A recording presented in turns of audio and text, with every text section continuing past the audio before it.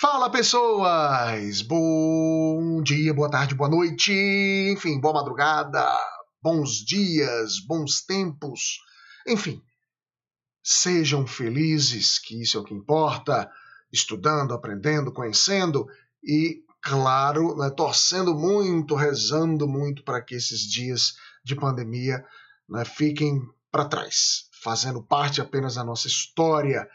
Bom, hoje nós vamos ter uma aula um pouco mais longa, vamos conversar um pouco sobre os conteúdos que já foram vistos, principalmente de forma remota. Nesse momento de sondagem, né, de momento onde vocês vamos dizer assim, vão recapitular, né, em todas as matérias os principais conteúdos trabalhados, para a gente ter uma certa noção de como foi esse aprendizado de vocês. Então, a equipe Plenos, nós todos, professores, coordenadores, estamos imbuídos de saber se esse seu planejamento, junto com o nosso planejamento, junto com as nossas aulas, com os nossos ensinamentos, se tudo está sendo muito bem apreciado por vocês e que os resultados, né, sejam exitosos, né, que a gente mantenha essa ideia de que, mesmo de forma remota, mesmo com aulas gravadas, a gente consiga estabelecer esse vínculo, tá certo? Eu sei que conosco aqui, já há um tempo, a gente já vem trabalhando, a gente já sabe, pelo menos eu já revisei com vocês alguns desses principais conteúdos em outras aulas, mas hoje eu vou, né, de forma mais enfática, né, eu vou detalhar com mais calma alguns dos conteúdos que foram vistos, principalmente desde o início do ano, basicamente no início das nossas atividades remotas, pegando ali a parte de proteínas, a parte de enzimas e dando continuidade com alguns desses assuntos, né, que vão fazer parte aí de alguns dos livros de vocês, né, tanto do livro 2, do livro 3, como também do livro 4, tá certo? Então eu vou fazer algumas questões tanto dos livros, dos módulos, como também questões de vestibulares que eu acho interessante, que eu achei importante para a gente revisar alguns desses temas, tá? Coisas que vão desde assuntos um pouco mais aprofundados, mais específicos, principalmente para vislumbrar aí as pessoas, né, que vão fazer cursos na área de saúde, como também, né, retratar, relembrar conceitos básicos, né, terminologias básicas que são necessárias. Legal? Aí a sequência, né, vocês estão vendo aí na telinha, no slide, a sequência desses conteúdos que nós vamos trabalhar, conteúdos esses que a gente já vivenciou, que já, inclusive, fizemos várias questões dos módulos, tá certo? Mas que vamos, mais uma vez, fazer essa grande revisão agora, culminando com um teste de sondagem, né? Uma espécie de exercícios de fixação que vocês irão fazer, né? Todo o planejamento que o Plenos ele já conseguiu desenvolver ao longo desses dias para que tudo, né, ocorra de forma satisfatória, sabendo que o nosso trabalho, que o trabalho de vocês, essa via aí de mão dupla está acontecendo de forma exitosa, certo? Então, os nossos conteúdos, né, desde lá do início, da parte de proteínas, de enzimas, né, culminando com vitaminas, ácidos nucleicos, ou seja, todo o estudo das biomoléculas, até chegarmos na parte, né, voltada ao estudo do dogma, né, analisando, por exemplo, a questão da genética molecular, que envolve não somente esses ácidos nucleicos, como também a parte de biotecnologia, né, as técnicas em biotecnologia, onde a gente necessita, sim, tanto dar um embasamento maior desses termos, né, dessa parte de aplicações, né, vinculadas a essa conceituação, essa terminologia, da própria engenharia genética, como também aprofundar algumas dessas técnicas, tá certo? Vem comigo, todos estão aqui comigo agora, presta atenção e vamos lá, vamos trabalhar, tá certo? Vamos trabalhar. Primeira questão. Questão essa que é a questão de número 3 do módulo de vocês, da página 9. Eu acho que é uma questão ainda do livro 2, certo? Do módulo 2. Vamos lá? Então, bora. Terceira questão. A carne, deixa eu colocar logo aqui o meu ponteirinho para a gente começar já a destacar alguns dos principais aspectos relacionados à parte de proteínas. A carne do pescado apresenta um conteúdo de proteínas que pode variar, geralmente entre 15% a 24%.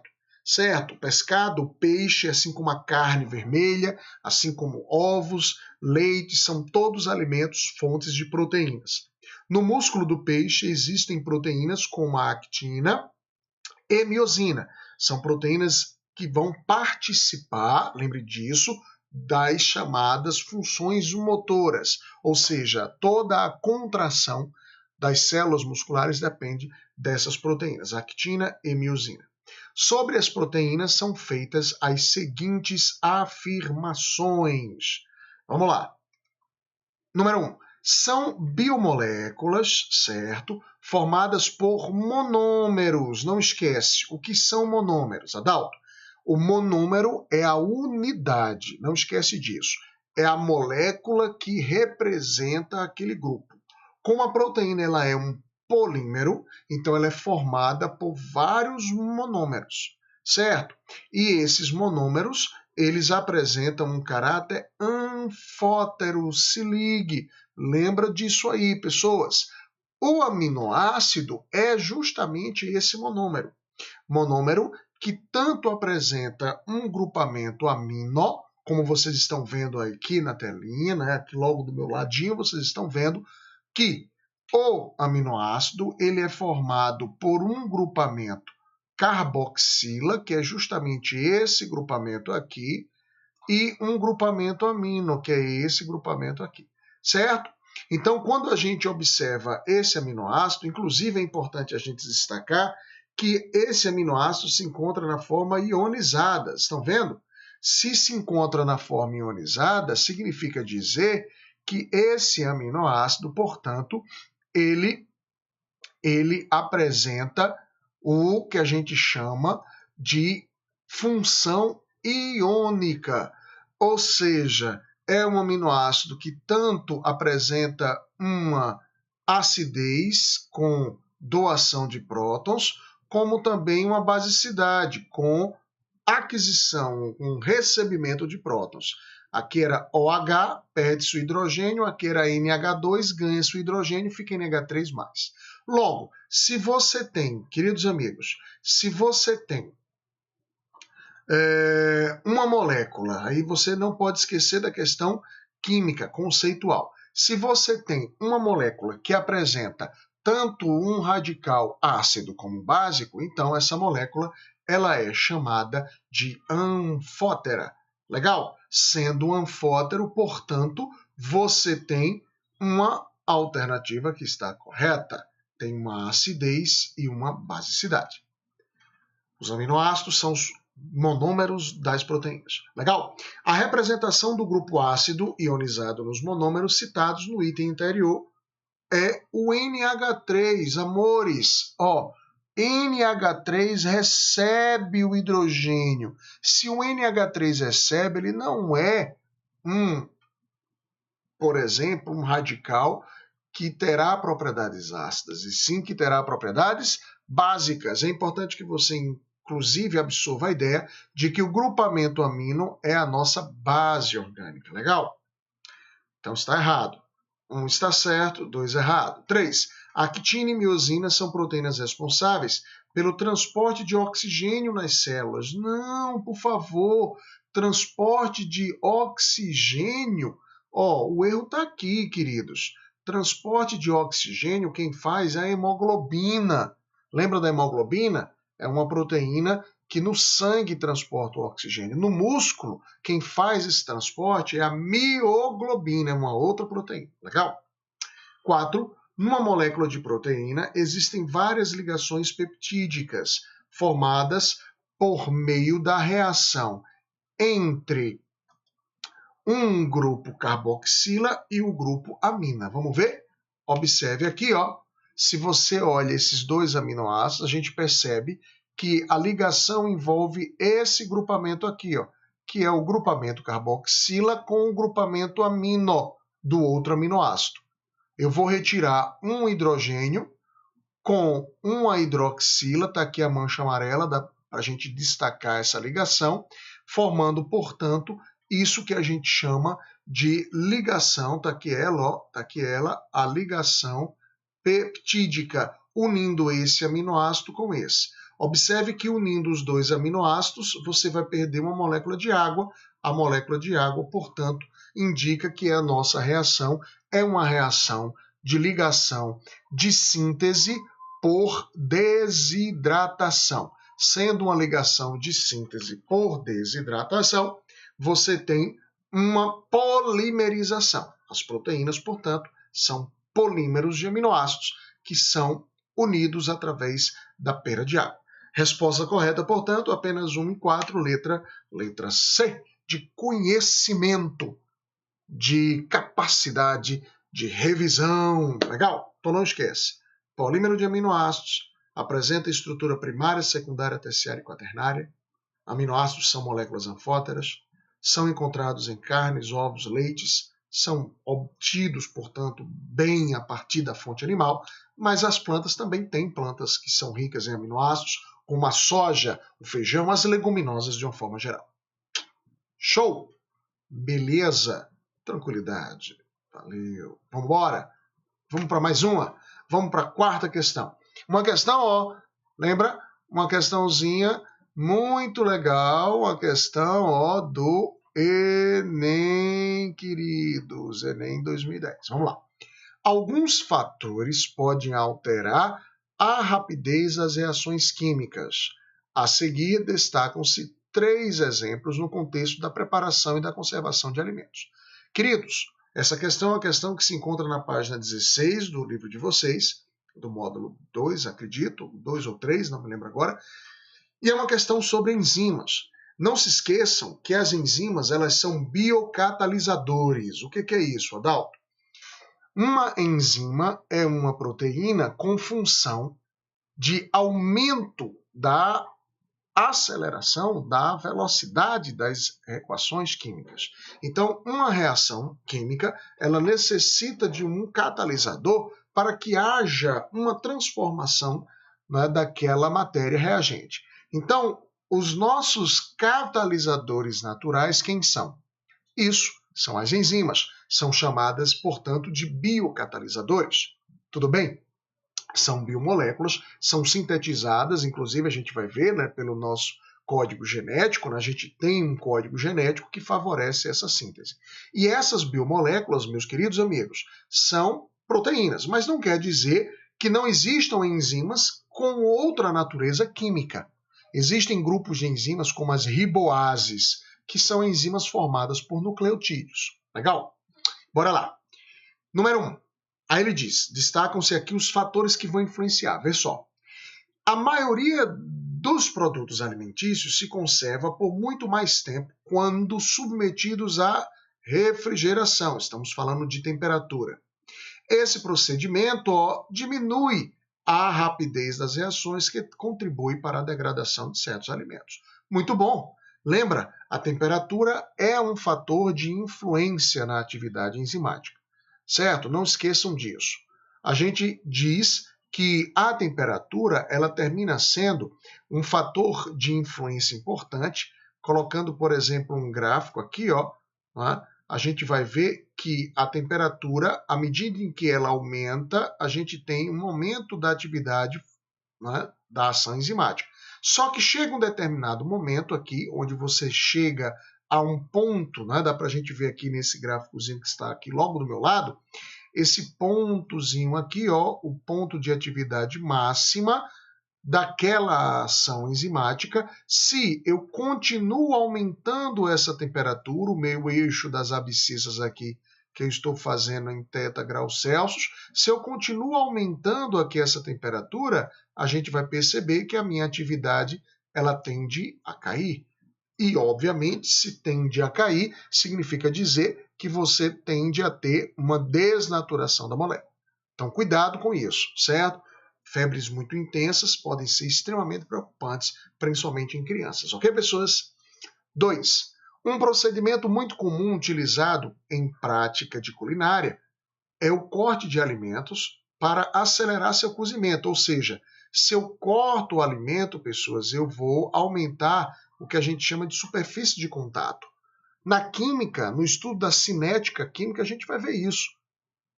Você tem uma série de princípios químicos que vão influenciar positivamente aquela reação.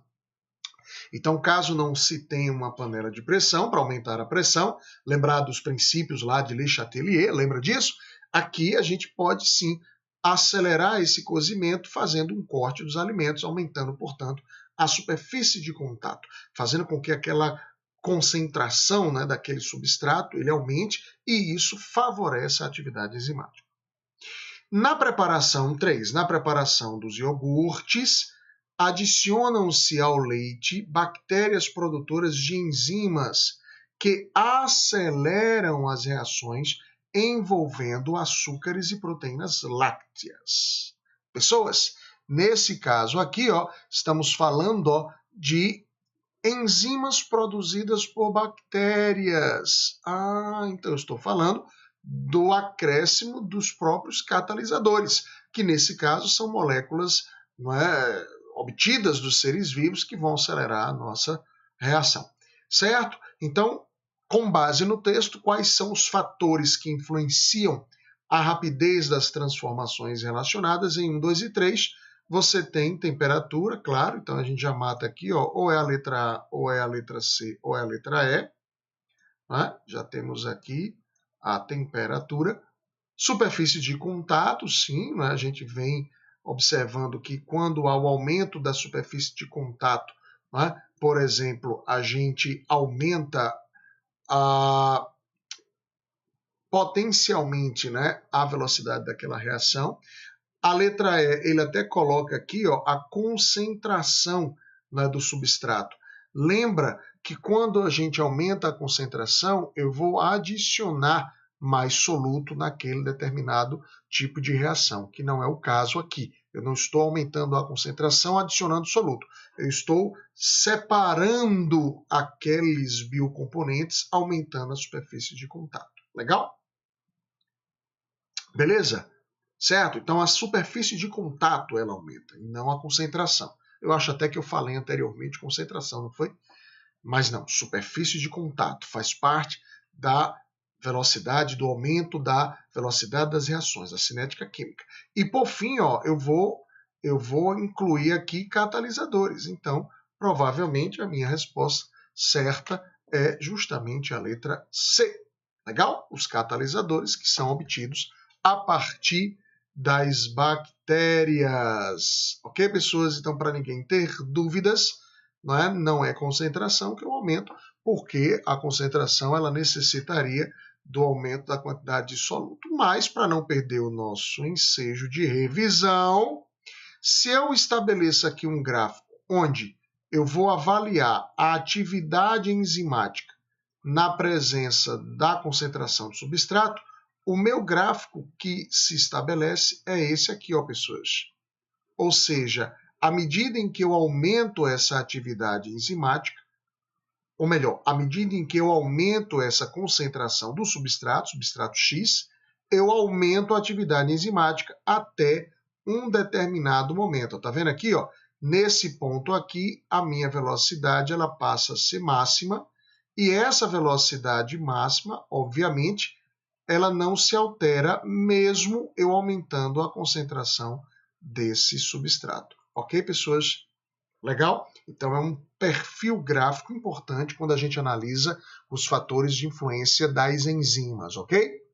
Legal? Não esquecer que as enzimas também apresentam não somente ativadores, como apresentam inibidores, processos de inibição da ação enzimática, que são fundamentais para que nós modulemos, por exemplo, algumas reações bioquímicas. Tá? Os medicamentos, inclusive, são excelentes exemplos que permitem que nós entendamos o funcionamento enzimático. Vamos embora? Vamos para mais uma? Vamos lá. Vamos para a sexta questão, Bio 1, página 16, ainda dentro dessa parte de biologia molecular.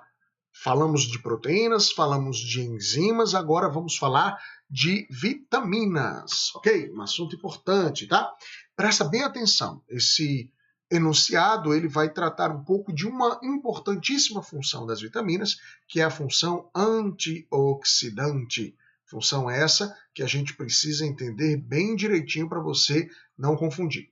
Então, ó, antioxidantes presentes em extratos de plantas vêm atraindo cada vez mais a atenção de consumidores. O uso de plantas com propriedades farmacológicas também chama a atenção dos pesquisadores, pois as plantas medicinais desempenham um importante papel, muito importante, na saúde pública, principalmente em países em desenvolvimento. Os antioxidantes originados de plantas, como pigmentos ou pessoas carotenoides, como o timol, os fenólicos, etc., são considerados suplementos alimentares preservativos de doenças, sendo esses compostos fenólicos considerados como inibidores anticarcinogênicos. Os inibidores anticarcinogênicos, pessoas, são moléculas que evitam, por exemplo, o que a gente chama de deflagração do descontrole da divisão das células. É o chamado descontrole do ciclo celular que gera o câncer. Nós estaremos falando sobre isso, espero que já de forma presencial, tá certo? Quando chegarmos ao estudo do núcleo, o núcleo das células, ok? Bom, antes de qualquer coisa, presta bem atenção. O que é um oxidante? Olha lá. Um elemento, quando ele é oxidado, ele perde elétrons. Legal? Já quando um elemento perde elétrons, alguém irá ganhar esses elétrons. Portanto, na bioquímica, nós estaremos sempre destacando dois tipos de reações muito comuns. As reações de oxidação, que são reações de perda de elétrons, e as reações de redução, que são reações de ganho de elétrons. Ora, se alguém perde elétrons, é porque alguém vai ganhar. Então, no momento em que alguém perde elétrons, provavelmente quem ganha induz essa perda. Legal? Então, eu tenho um agente oxidante que vai ser reduzido, porque o agente ele induz a perda para ele receber esses elétrons. Da mesma forma, eu posso avaliar por outro lado, de forma contrária. Quem está perdendo elétrons, ele pode se tornar um agente redutor, ou seja, ele está perdendo elétrons para que alguém ganhe esses elétrons. Se ele é um agente redutor, quer dizer que ele sofre oxidação, ele perde os elétrons. Então, para que você não confunda mais, um agente oxidante ele vai reduzir, ele será reduzido. E um agente redutor ele será oxidado. Legal? Nas nossas células, o principal agente oxidante é o oxigênio. Ele é responsável, olha o nome, oxidante, oxigênio. Ele é responsável pelas reações bioenergéticas, que nós, inclusive, vamos conversar sobre elas daqui a algumas aulas, tá? Então, um grande agente oxidante natural é o oxigênio, mas o excesso desse oxigênio, as chamadas formas alotrópicas do oxigênio, como o radical superóxido, como a chamada hidroxila, que é um radical oriundo de metabolismo de orgânicos, como o que chamamos de água oxigenada na forma de radical, todos esses radicais são, inclusive, livres nas células e podem induzir a oxidação em grande escala, em grande quantidade. E isso termina sendo bastante desfavorável. As nossas biomembranas, elas não suportam a ação oxidante excessiva.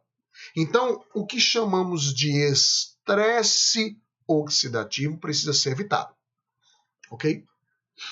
O que pode gerar esse estresse, Adalto? Você ter uma ingestão muito grande de agentes oxidantes, além do oxigênio, derivados. Por exemplo, gorduras, frituras, elas, quando metabolizadas, liberam muitos agentes oxidantes, muitos radicais livres na forma de hidroxilas. Então, isso é bastante negativo. Outros hábitos, tabagismo, até mesmo exercícios físicos em excesso, são também maléficos nesse sentido, em função da produção muito grande de agentes oxidantes. Você pode utilizar, como deve utilizar o exercício físico para uma boa manutenção de uma boa saúde, associada a uma alimentação, por exemplo, de vitaminas, que são antioxidantes naturais.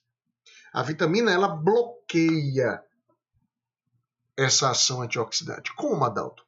Ora, porque como ela bloqueia essa oxidação, então o que vai acontecer é o seguinte: se eu tenho um componente oxidante, né, ou seja, um componente que vai induzir a perda de elétrons, eu jogo a vitamina e ela é reduzida, ou seja, ela recebe aqueles elétrons e bloqueia aquela ação. Bloqueando aquela ação, impedindo que a célula sofra essa oxidação excessiva. Legal? Tudo bem? Beleza.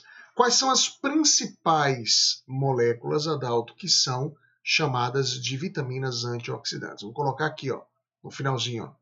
Não esqueça de algo que você comeu e que não gostou. Quando você come algo que não gosta, você diz o quê? Olha aí, ó. Quais são as vitaminas? Vitamina E, tocoferol, uma vitamina lipossolúvel. Vitamina C, né, o ácido ascórbico, vitamina hidrossolúvel, e a vitamina A, uma vitamina lipossolúvel também. Ambas são antioxidantes, ou seja, elas são, portanto, reduzidas. Ora, se elas são reduzidas, elas atuam como se fossem agentes oxidantes, né? Elas vão bloquear quem quer fazer a oxidação da célula. Legal? É assim como atuam. Beleza.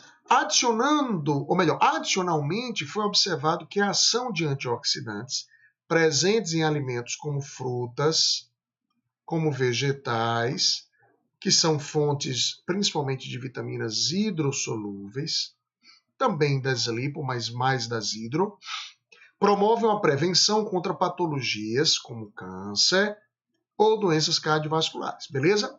No que concerne aos antioxidantes naturais e suas características, assinale a informação correta. Portanto, estamos falando aqui de vitaminas. Quem são as vitaminas? São biomoléculas orgânicas que não têm função energética, que não têm função plástica, não são metabolizadas. Elas atuam como coenzimas. Como assim, Adalto? Elas atuam, ou seja, na presença de enzimas. Atuam regulando o metabolismo que é catalisado por aquelas enzimas, certo? Então as vitaminas, elas são agentes chamados de coenzimas, agentes, a maior parte delas, né? Agentes que vão participar de inúmeras funções, como funções anti-inflamatórias, como funções antidermatíticas, lesões de pele, como funções antineuríticas, evitando lesões neurológicas, enfim, certo? Antianêmicas e antioxidantes, como as vitaminas E, C e A. Legal? Bora lá. A vitamina E é a vitamina mais estudada atualmente, é falso. Uma das principais vitaminas que, inclusive, principalmente nesses tempos de pandemia, onde as pessoas estão muitas vezes sem praticar exercícios físicos, principalmente os idosos, é a vitamina D. Essa é uma vitamina muito estudada. A quantidade de funções relacionadas à vitamina D é muito grande.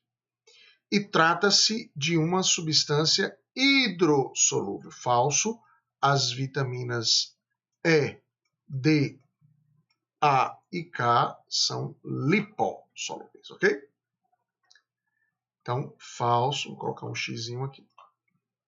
A vitamina C, olha, cuidado com essa frase, é um potente agente redutor. Aí você pensa assim, se ela é um potente agente redutor, vai induzir a redução, tá certo?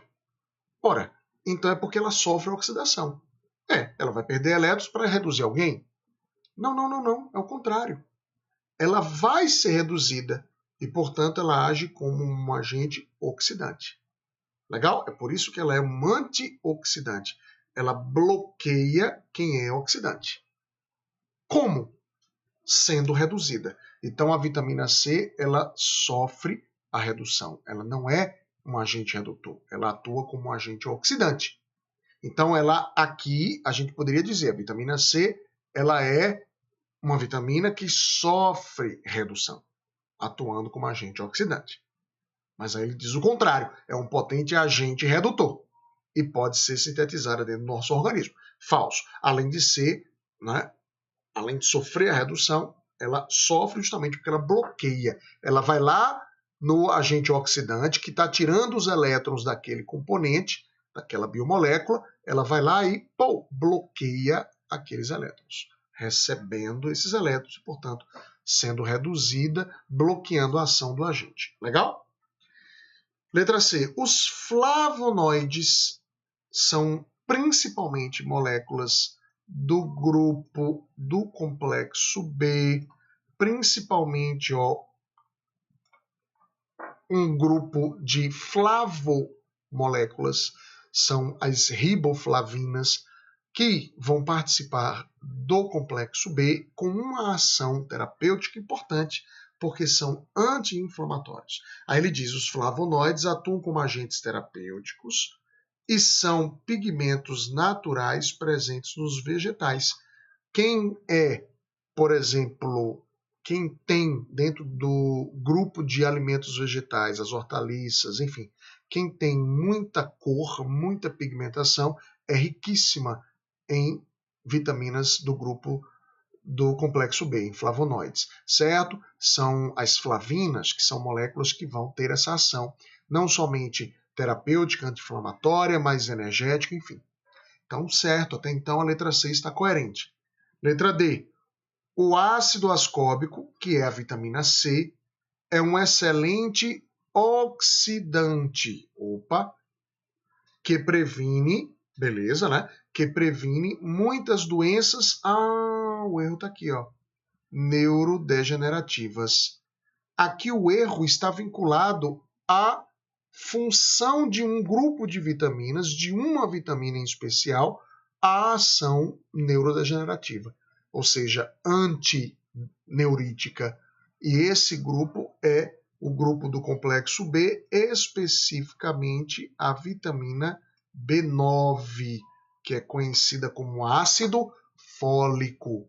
Essa evita lesões neurodegenerativas, certo? Não é a vitamina C. A vitamina C, antioxidante, né? Ela é uma vitamina importante, inclusive, para a manutenção da pele. É uma vitamina, portanto, de ação profilática, imunológica. A gente precisa ingerir a vitamina C para manter a nossa pele, que é um órgão imunológico. Legal? O ácido fólico, quem tem carência de ácido fólico, pode gerar lesões neurodegenerativas nas crianças, nos embriões ainda. Por exemplo, a espinha bífida, por exemplo, a microcefalia, por exemplo, a chamada anencefalia, são todas lesões de caráter neurológico, por causa da carência de vitamina B9. Legal? Por fim, letra E, a carência de vitamina D3, que é uma vitamina, um precursor vitamínico animal, causa os sintomas de pellagra, que quer dizer pele grossa. Pellagra é a doença dos 3 Ds. O indivíduo que desenvolve pellagra, ele tem dermatites, lesões de pele, ele tem diarreia, lesões do próprio intestino, e tem demência, lesões neurodegenerativas. Então, essa vitamina, pessoas, não é a vitamina D3, é a vitamina B3. É a chamada niacina, ou também conhecida como vitamina PP. Vitamina que previne pellagra. Legal? Beleza? Portanto, resposta correta, letra C. Falando sobre os flavonoides. Massa. Quais são as vitaminas lipossolúveis? K, E, D e A. Quais são as vitaminas hidrossolúveis? Complexo B, B1, B2, B3, B5, B6, B8, B9, B12. Essas são as vitaminas do complexo B, vitamina C e vitamina P, que também é conhecida como rutina. Legal? Se são moléculas hidrossolúveis, são polares, não esquece. Se são moléculas lipossolúveis, são apolares. Show de bola? Se preocupe principalmente com as carências, tá? Dessas vitaminas. Vamos para a questão da página 40, já do livro 3, eu acredito, ou é o 4, não lembro. Enfim, uma questãozinha do Enem. Vamos embora? Cansados? Tudo bem até então? Hoje a aula um pouco mais longa, revisão de toda essa parte aí.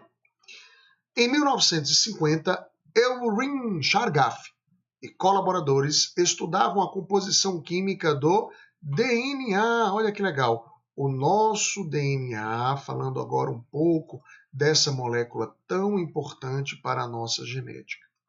E observaram que a quantidade de adenina, que a gente representa com a letra A, é igual a de timina, que a gente representa com a letra T, enquanto que guanina é igual a citosina. Certo? São as nossas bases nitrogenadas. Lembra que a timina é uma base exclusiva do DNA. Legal, pessoas? A outra base é a uracila, mas essa é exclusiva do RNA. Chargaff disse, em outras palavras, né, que esses cientistas descobriram que o total de purinas são as bases adenina e guanina, são as bases púricas, elas têm 2 anéis nitrogenados, e o total de pirimidinas, ou pirimídicas, as bases, citosina e timina, tem 1 anel, eram iguais. Né? O princípio de Chargaff, lembra? A mais G igual a C mais T. Princípio de Eulrin Chargaff. Se você tiver 20 adeninas, eu tenho 20 timinas. Se você tiver 30 guaninas, eu tenho 30 citosinas. 20 com 30, 50. 30 com 20, 50. Princípio de Chargaff. Um professor trabalhou esses conceitos em sala de aula e apresentou como exemplo uma fita simples de DNA com 20 adeninas, 25 timinas, 30 guaninas e 25 citosinas. Até então, simples. Questão falando sobre DNA. Lembrar que o DNA, também conhecido como ácido desoxirribonucleico, molécula importante para a informação genética, é ela que carrega, que armazena as informações genéticas de uma espécie. Molécula formada por 2 fitas que se complementam pelas ligações entre bases, ATGC, certo? Molécula essa que dá origem ao RNA no momento da síntese proteica. Qual a quantidade de cada um dos nucleotídeos quando considerada a dupla fita de DNA formada pela fita simples exemplificada pelo professor? Aqui você vai ter que ter muito cuidado. Eu vou querer saber o conteúdo desses nucleotídeos nos 2 filamentos. A partir do filamento que foi dado, da quantidade de bases que foi dada pelo professor, nós vamos obter as sequências das outras bases pelo princípio de Chargaff. Veja o que eu preparei para vocês. Observe. Se aqui o que o professor estabeleceu na fita simples, eu tenho 20 adeninas, 25 timinas, 30 guaninas e 25 citosinas. Tá certo?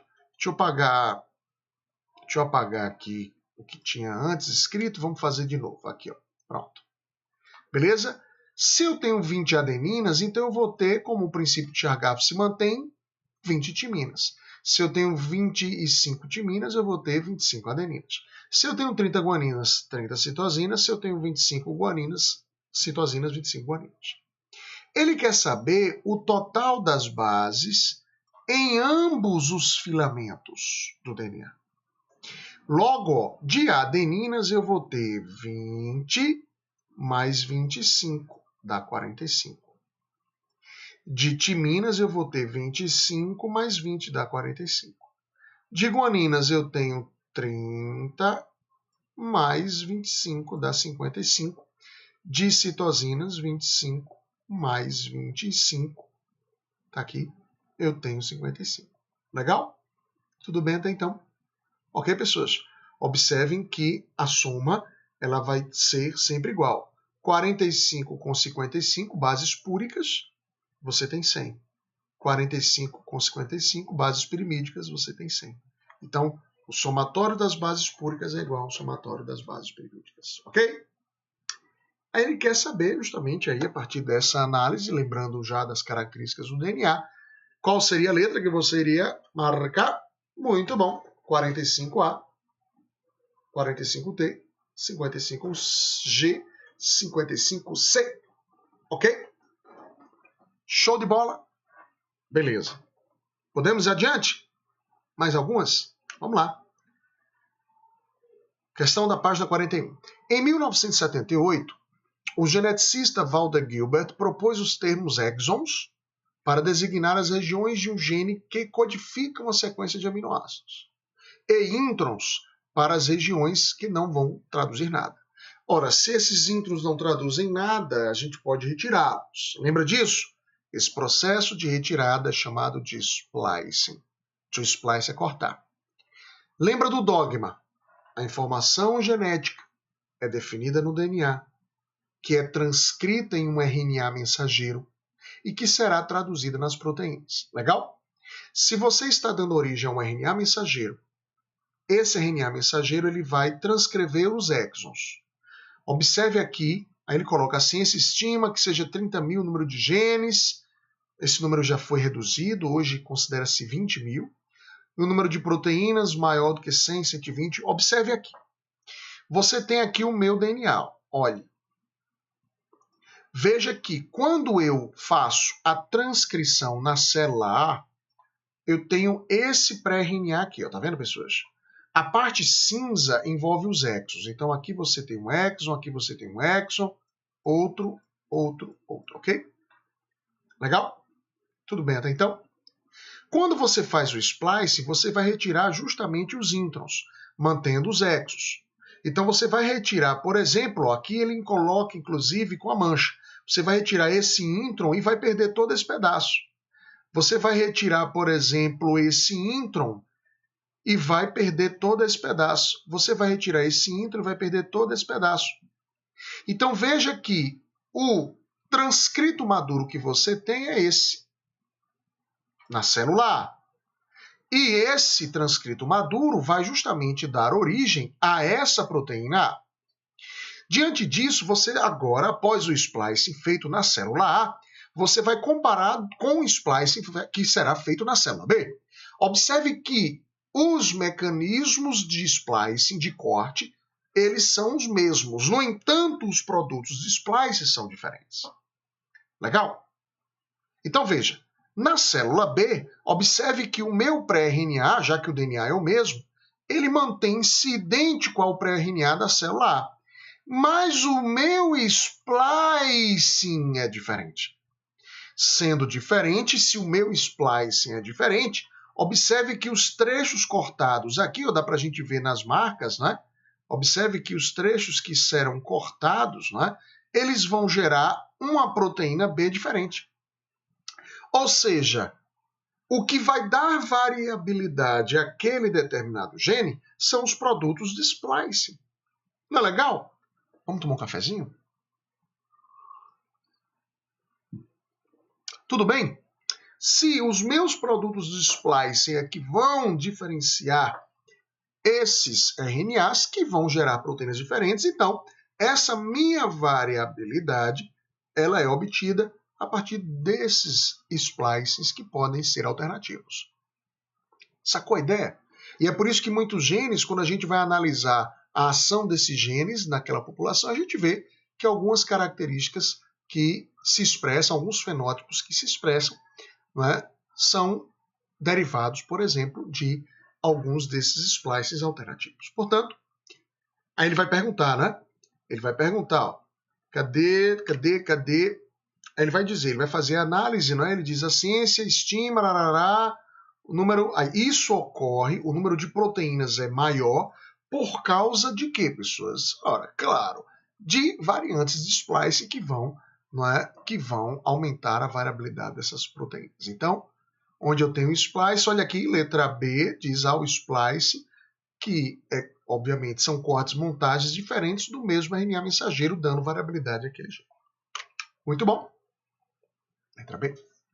Show de bola. Lembrando do dogma, DNA, RNA, proteína.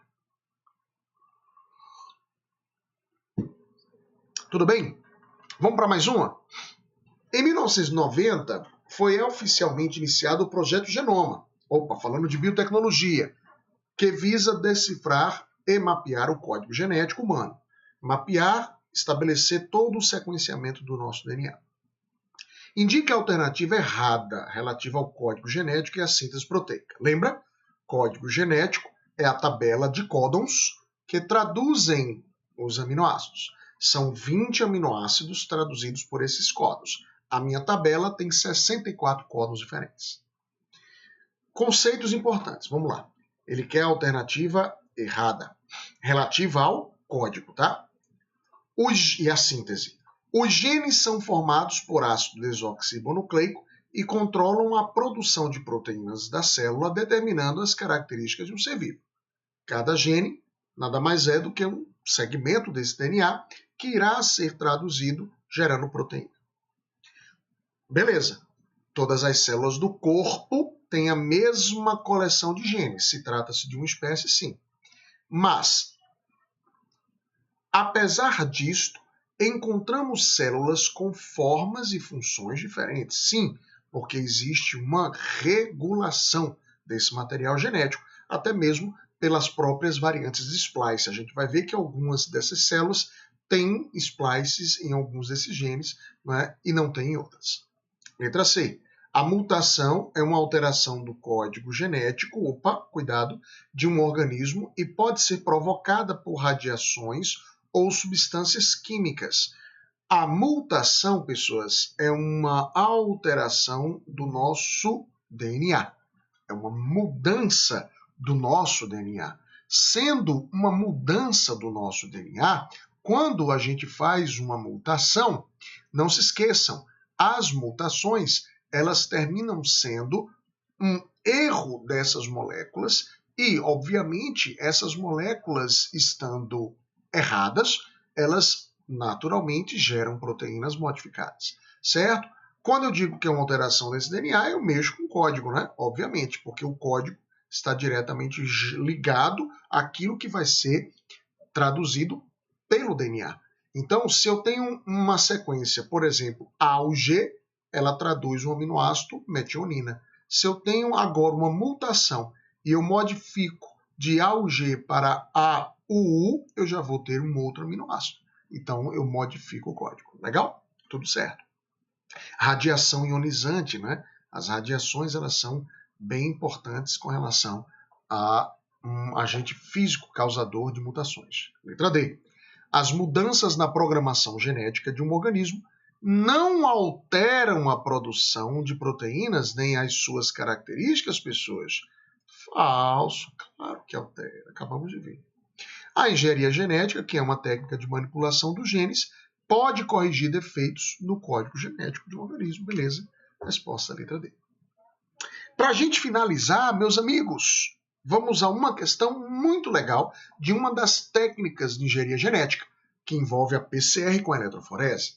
Observe, para responder essa questão, considere as informações do texto e do quadro que apresenta resultados simulados da análise pericial do DNA de um casal de 5 vítimas de acidentes. Os exames de identificação de DNA de pessoas têm sido úteis para solucionar esses casos forenses. A gente, inclusive, na minha vida pericial, a gente atua muito nesse sentido.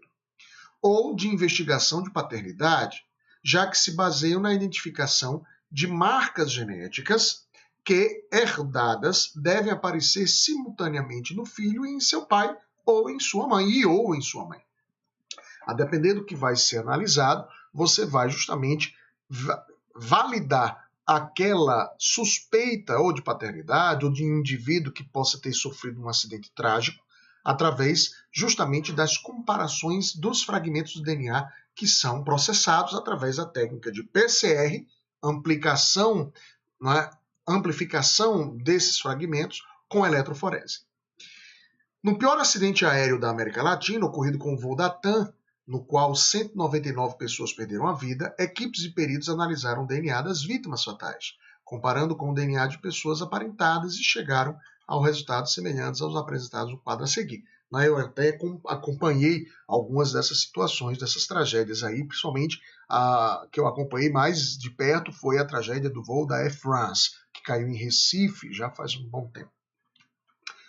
Aí o que eu quero mostrar para vocês é isso daqui, pessoas. Isso daqui, essa tabela aqui, é justamente, que eu estou aqui colocando em destaque, é justamente o resultado da eletroforese. Então, o que acontece? Tá aqui. Você tem material genético do pai, material genético da mãe. Esses materiais genéticos, eles são herdados pelos filhos. Então, se eu quero fazer uma comparação para identificar se aquele indivíduo ele tem aquela paternidade, aquela maternidade, e fazer a identificação dele, eu faço a amplificação desses fragmentos. Observe aqui no pai. Eu tenho, por exemplo, esses fragmentos aqui do pai. Tá aqui, ó, esse, são fragmentos de DNA. E tem o da mãe, esse, ok? E aqui as 5 vítimas, para a gente identificar. Com base na análise de cada coluna e no padrão de linhas presentes na simulação acima, no caso ao lado, né? Ou seja, aqui ao lado, os peritos poderiam concluir corretamente que o descendente desse casal, quem é? Por favor, escute.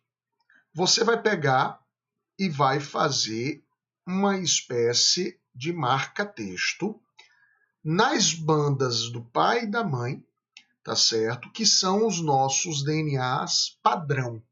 A partir dali, você vai compará-los com os das vítimas. Por exemplo, vítima 1. Observe, esse DNA aqui tanto pode ter vindo do pai como da mãe. Ó. Ou melhor, tanto veio do pai como da mãe. É um indivíduo, por exemplo, homozigoto, né? Se a gente for analisar. Esse DNA já é um fragmento que é oriundo só da mãe. Esse, opa, pai e mãe, tá vendo? Esse, pai. Esse, não esqueça, sempre compare o material questionado com o padrão. Mãe, opa, até então, V1 parece ser filho do casal. Esse, pai. Esse, mãe. Oxe, acabou na lapada, ó. V1 é de fato, filho desse casal. Quando você, por exemplo,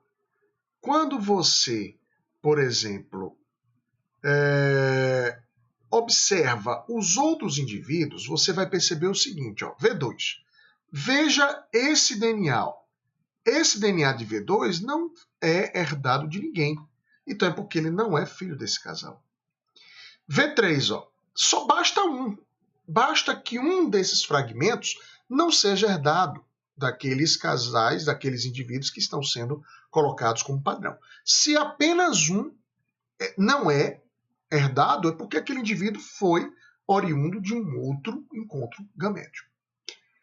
O indivíduo 4, Adalto, ó o indivíduo 4. Esse indivíduo, ó, basta uma, tá vendo? Uma banda que não foi herdada, tá vendo? E o indivíduo 5, também, ó, essa banda aqui também ela não foi herdada. Legal? Logo, resposta letra A de Adalto. Amor amigo, massa demais! Que revisão legal! Chegamos ao nosso momento final. Espero que vocês tenham gostado. Tirem todas as suas dúvidas ao lerem aí os capítulos, fazerem outras questões. Façam,